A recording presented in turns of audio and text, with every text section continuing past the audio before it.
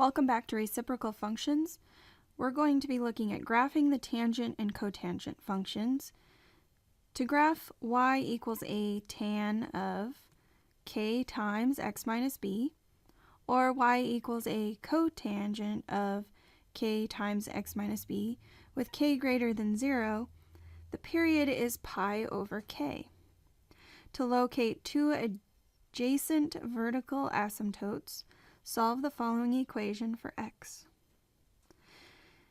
If you have y equals a tan of k times x minus b, then use the interval from negative pi over 2 to pi over 2.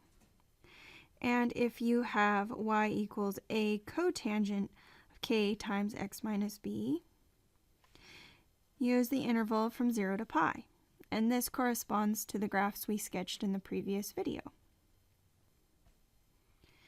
Sketch the two vertical asymptotes found in step 1. Divide the interval formed by the vertical asymptotes into 4 equal parts. Evaluate the function for the first quarter point, that's the midpoint, and the third quarter point using the x values found in step 3. This will be more obvious as we go along, but remember that pi over 4 in a standard tangent function equals 1, so it's easy to calculate any scaling or shifting of the number 1. Join the points with a smooth curve approaching the vertical asymptotes. Draw additional asymptotes and periods of the graph as necessary. So in the first example here we have graph 1 period of the following. State the domain, range, amplitude, period, and phase shift for y equals 3 tangent of 1/2 x. I know that a tangent function is between negative pi over 2 and pi over 2. And I know that it does not include the endpoints. I'm going to put my 1/2 x inside and then multiply everything by 2 to clear the fraction next to the x. That will reduce the fractions here, and it will divide out the 1/2, and I will get the interval x is between negative pi and pi. So if I want to sketch that on my graph, I know that my vertical asymptotes are going to be at negative pi and at pi.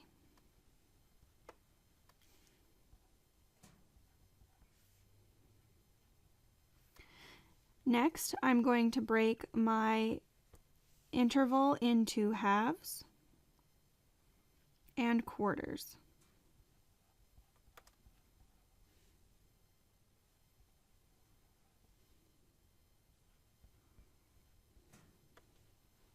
Next, I'll determine what a standard tangent function would be at negative pi over 2 and at pi over 2. Remember that an original tangent function has a value at negative pi over 2 of negative 1, and at positive pi over 2, or at the quarters basically, a positive 1. And I know that the tangent function is going to make a curve through those points and then approach the asymptotes. Well, that's great, but we also need to remember that this has been scaled by negative 3. Recall that when you have a negative and a scalar in front, so instead of your function being below and then above the x-axis, it's going to make the opposite shape. It's going to reflect about the x-axis. The next thing you have to keep track of is that instead of your values being at 1, they're going to be at 3. And also at, when you're at pi over 2, be at negative 3. So if you sketch a graph of this. It's going to be very tall and skinny.